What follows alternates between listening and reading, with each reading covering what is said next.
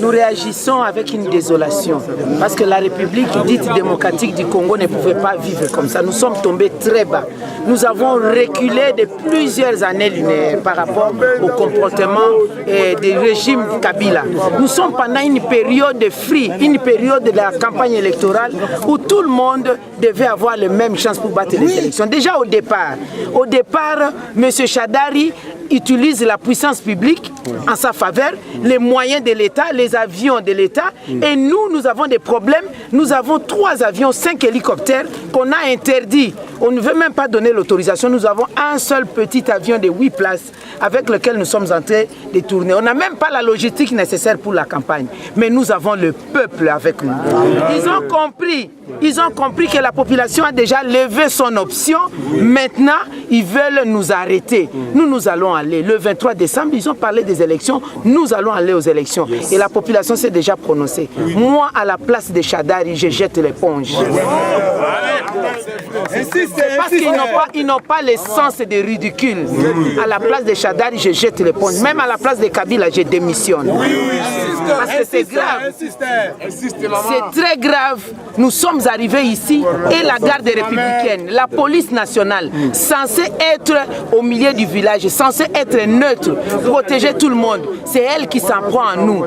Si on parlait de la réaction de la population, je pouvais comprendre. La population est venue avec des chansons, une masse de la population, et on nous a dispersés. On ne veut pas que nous allons au lieu de meeting, comme nous sommes venus partout ailleurs.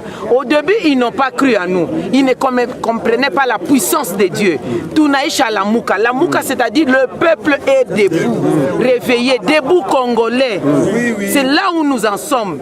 Et maintenant, nous disons que si moi j'étais à la place de Shadari, je jette l'éponge. Parce que partout où il va, le peuple n'en veut pas. Et nous, partout où nous allons, la population est dans la rue pour nous soutenir, pour nous accueillir. Pour soutenir le numéro 4, Martin Fayulu.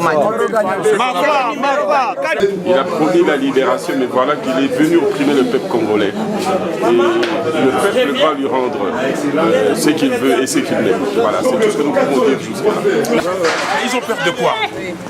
Tirer à balles réelles, lancer des gaz lacrymogènes, de l'eau chaude aux paisibles citoyens pendant la période de la campagne. Mais qu'est-ce qui se passe exactement? Et c'est pour cela que nous disons à tout le monde entier, et d'abord au Conseil de sécurité, parce que les membres du Conseil de sécurité sont venus à Kinshasa. Ils ont vu et maintenant ils comprennent que Kabila ne veut pas partir. Il ne veut pas organiser des élections. J'interpelle tous ceux qui nous disent qu'il faut mettre un bémol sur la machine à voter. Vous avez compris? Et là aujourd'hui, vous avez en live, vous avez la situation grandeur nature de ce que M. Kabila veut exactement. Il ne veut pas des élections. On nous a empêchés d'aller à Kindu.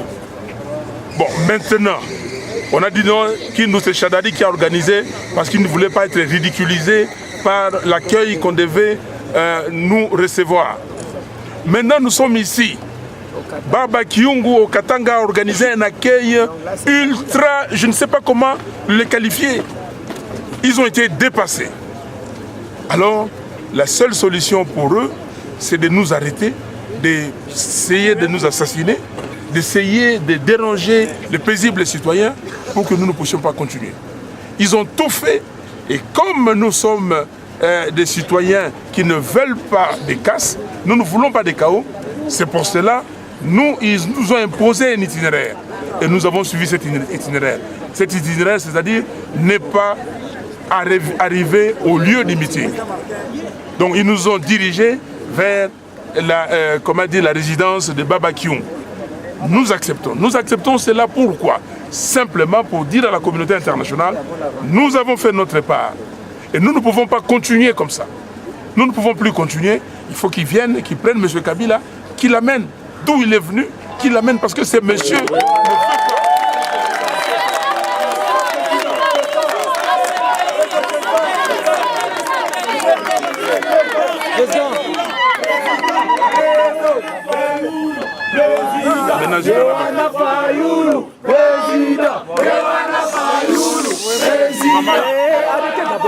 C'est monsieur ne peut pas organiser les élections.